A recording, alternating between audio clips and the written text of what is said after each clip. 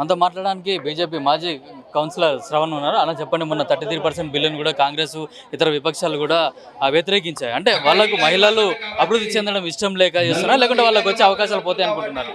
ఇప్పటి వరకు కాంగ్రెస్ పార్టీ దేశంలో ఉన్నటువంటి హిందువులకు మాత్రమే వ్యతిరేకంగా ఉందనుకున్నాం.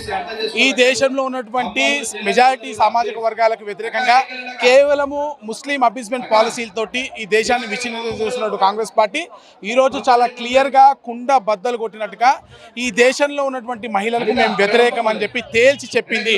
ఈరోజు మహిళలకు 33% రిజర్వేషన్ ఇవ్వడాన్ని, భారతదేశపు మహిళ ముందుకెళ్లడానికి ఈ దేశ నారీ శక్తి మాతృమూర్తి బాగుపడితే ఓర్వలేని కళ్ళతో కాంగ్రెస్ పార్టీ చూస్తుంది అనడానికి నిదర్శనం. మరి ఈరోజు మహిళా బిల్లుని కాంగ్రెస్ పార్టీ వ్యతిరేకించడమే. ఈరోజు కాంగ్రెస్ పార్టీ దృష్టిలో మహిళలంటే సోనియా గాంధీ, ప్రియాంక గాంధీ ఇద్దరు మాత్రమే వాళ్ళ దృష్టిలో మహిళల. ఈ దేశంలో ఇక్కడ ఉన్నటువంటి నారీ శక్తి మాత్రం కూడా ఈ దేశంలో ఉన్నటువంటి మహిళలందరూ కూడా కాంగ్రెస్ పార్టీ దృష్టిలో మహిళలు కాదా? చాలా క్లియర్గా చెప్తా ఉన్నాం. ఈ రోజున మహిళలకు కేవలం డీలిమిటేషన్ని అడ్డం పెట్టి మహిళలకు రిజర్వేషన్ ఇవ్వడాన్ని ఇక్కడ బీజేపీకి పేరు వస్తుందో, ఈ దేశంలో ఉన్నటువంటి మహిళలు బీజేపీ పక్షాన నిలుస్తారన్న ఒక భయంతో ఈరోజు కాంగ్రెస్ పార్టీ మహిళా బిల్లును అడ్డుకోవడం జరిగింది. ఖచ్చితంగా మహిళలకు చేసినటువంటి ఈ అన్యాయాన్ని ఈరోజు మహిళలు ఊరుకునేటువంటి పరిస్థితులు లేదు. వాళ్ళ కడుపు మంటని ఈరోజు ర్యాలీ రూపంలో చూపిస్తున్నారు, రేపు ఓట్ల రూపంలో కూడా కాంగ్రెస్ పార్టీ పైన చూపిస్తారు. కాంగ్రెస్ మహిళల ఆగ్రహ జ్వాలలో కాంగ్రెస్ పార్టీ మాడి బూడిదై మసైపోవడం మాత్రం ఖాయంగా కనబడుతున్న పరిస్థితి ఈ రోజున.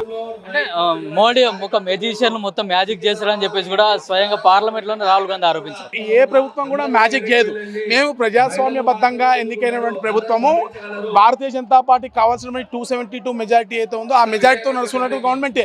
కానీ ఒక కాన్స్టిట్యూషనల్ అమెండ్మెంట్ చేయాల్సిన పరిస్థితుల్లో అంటే 2026 తర్వాత తీసుకునేటువంటి సెన్సస్ ఏవైతే ఉంటాయో ఆ సెన్సస్ బేస్ చేసుకుని డీలిమిటేషన్ చేసి తద్వారా అప్పుడు మహిళా రిజర్వేషన్లను ఇంప్లిమెంట్ చేయాలని గతంలో చట్టంలో ఏదైతే మార్పు ఉందో దానిలో ఉన్నటువంటి ఒక చిన్న మార్పు అంటే 2029లో జరిగేటువంటి ఎలక్షన్స్లోనే అత్యంత తొందరగా మహిళలకు ఇవ్వాలి, భారతదేశ నారీ శక్తి ముందుకెళ్లాలనే ఆలోచనతో మనల్ని ప్రోత్సహించేటువంటి ఆలోచనతో ప్రధానమంత్రి నరేంద్ర మోడీ గారు చిన్న కాన్స్టిట్యూషనల్ అమెండ్మెంట్ 131 కాన్స్టిట్యూషనల్ అమెండ్మెంట్ తీసుకొచ్చారు.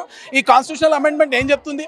ఈ కాన్స్టిట్యూషనల్ అమెండ్మెంట్ చెప్పేది ఒకటే, 26 తర్వాత సెన్సస్ కాదురా బాబు, ఇప్పుడు గతంలో ఏదైతే సెన్సస్ తీసుకుంటున్నారో ఆ సెన్సస్ బేస్ చేసుకొని మీరు రిజర్వేషన్స్ ఇస్తాం, మనం అందరం కూడా కలిసి ఈ భారతదేశ మహిళలను ముందుకు తీసుకెళ్దామని రానున్న 2029 ఎలక్షన్లో భారత నారీ శక్తిని మనం అందరం కూడా ముందుకు తీసుకెళ్దామని కూడా ఆలోచన, ఒక గొప్ప ఆలోచనని మన ప్రియతమ ప్రధానమంత్రి నరేంద్ర మోడీ గారు చేస్తే ఈరోజు ఎక్కడ మహిళలంతా కూడా భారతీయ జనతా పార్టీ పక్షాన్ని నిలుస్తారో, ఈ దేశంలో మహిళలు ఎక్కడ బాగుపడిపోతారో, ఈ దేశంలో పుట్టిన మహిళలు, ఎందుకంటే కాంగ్రెస్ పార్టీలో వచ్చేదంతా విదేశీ మంత్రులు తప్ప ఈ దేశంలో పుట్టినటువంటి మంత్రులు కాంగ్రెస్ పార్టీ పక్షాన లేరు. కాబట్టి ఈ దేశంలో పుట్టిన భారతీయ మహిళలను అడ్డుకోవడానికి కాంగ్రెస్ పార్టీ చేసినటువంటి కుతంత్రమే ఈరోజు మహిళా రిజర్వేషన్ బిల్లును మరి సత్వరమే ఇంప్లిమెంట్ కాకుండా అడ్డుకునేటువంటి ప్రయత్నం కాంగ్రెస్ పార్టీ చేసింది.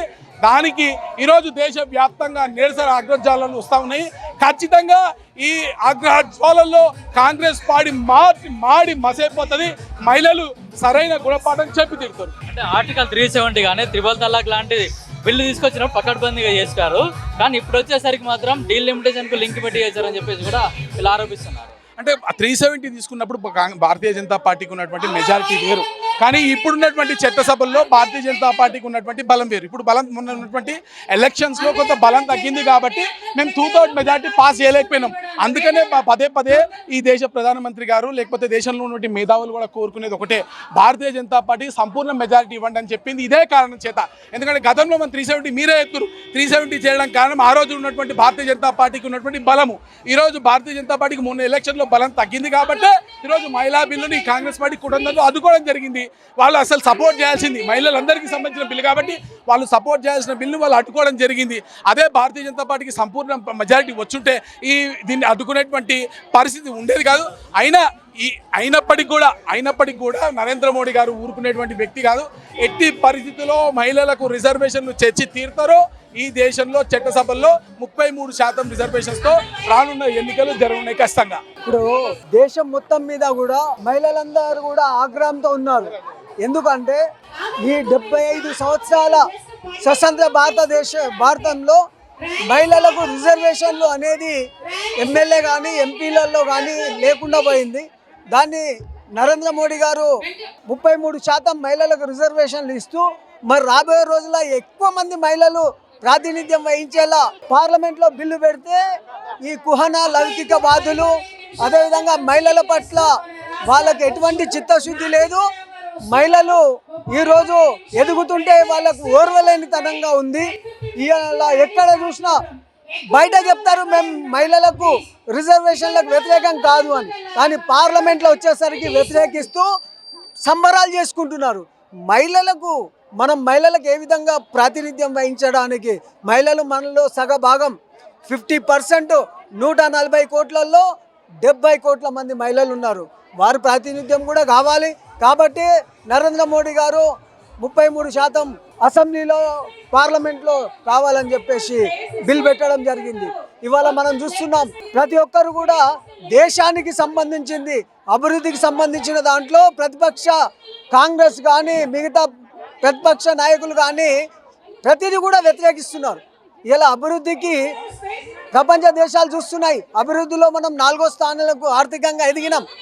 ఇలా మొదటి స్థానానికి వెళ్ళాలంటే మనం ఇంకా వీళ్ళందరినీ కూడా అభివృద్ధి పథకంలో తీసుకోవాలి, మహిళలకు ప్రాతినిధ్యం ఇవ్వాలి.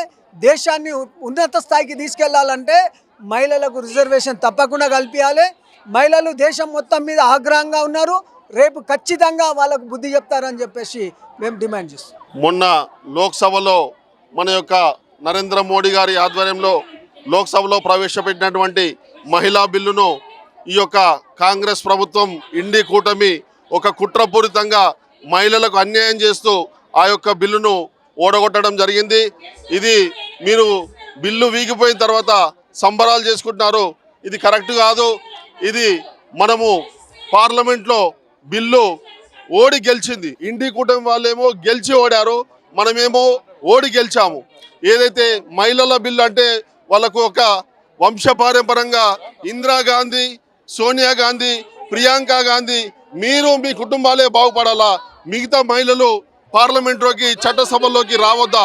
ఈ యొక్క దురుద్దేశపూరితంతో ఈ యొక్క మహిళలకు చేసిన అన్యాయాన్ని భారతదేశ వ్యాప్తంగా ఉన్న మహిళలందరూ గమనిస్తున్నారు.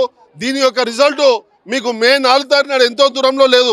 మే 4 తారీఖు నాడే మీకు మహిళలంతా బుద్ధి చెప్పి ఆ రోజు మీకు నిజమైన మహిళా సపోర్టర్స్ ఎవరు, మహిళా వ్యతిరేక ఎవరు అనేది మే 4 తారీఖున తేలిపోతుంది. కాబట్టి మీ యొక్క బిల్లును మళ్ళీ వర్షాకాల సమావేశంలో మళ్ళీ ప్రవేశపెట్టి తప్పకుండా విజయవంతం చేసుకుంటామని తెలియజేస్తూ కాంగ్రెస్ పార్టీని హెచ్చరిస్తున్నాము. ఒక కుటుంబం కానీ ఒక దేశం కానీ బాగుపడాలంటే మొట్టమొదటిగా మహిళలు ఉండే.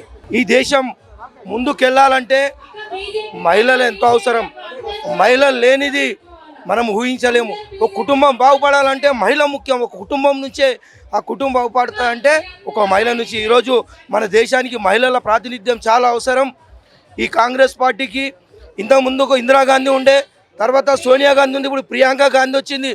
వాళ్ళకి ఎట్లాగో వాళ్ళ వంశపారంపర్యంగా మహిళలకు వాళ్ళకి ఎట్లానో కోడా ఉంటుంది, కానీ వేరే మహిళలు ఎవ్వరు కూడా బాగుపడద్దు, వాళ్ళు ఎవరు కూడా చట్టసభలకు రావద్దు, వాళ్ళెవ్వరు కూడా ఈ దేశంలో బాగుపడడానికి పాలు పంచుకోవద్దు. కేవలం వాళ్ళ యొక్క కుటుంబంలో ఉన్నటువంటి గాంధీ కుటుంబం మహిళలు ఎట్లాగో అవుతారు కాబట్టి వాళ్ళ కుటుంబం కోసం చేస్తారు తప్ప ఈ మహిళలపై నిజానికి ఎటువంటి కాంగ్రెస్ ప్రభుత్వానికి ఎటువంటి ప్రేమ లేదు. ఎందుకంటే అది రుజువు అయింది. మొన్న పార్లమెంట్లో బిల్లు పెట్టినప్పుడు నిజంగా మహిళలపై వాళ్ళకు ప్రేమ ఉంటే మొన్న సపోర్ట్ చేసేవారు. ఏదంటే ఏమనంటే మనకు డిలిమిటేషన్ అని ఒక వంక పెడుతున్నారు, కానీ వాళ్ళకి నిజంగా మహిళలపై ఎటువంటి ప్రేమ లేదు. ఈ మహిళలు ఈరోజు గ్రహిస్తున్నారు. భారతదేశంలో ఉన్నటువంటి మహిళలు రాబోయే రోజుల్లో కాంగ్రెస్ పార్టీకి బొంద పెడతారని, బొంద పెట్టే రోజుల దగ్గర హెచ్చరిస్తున్నాం.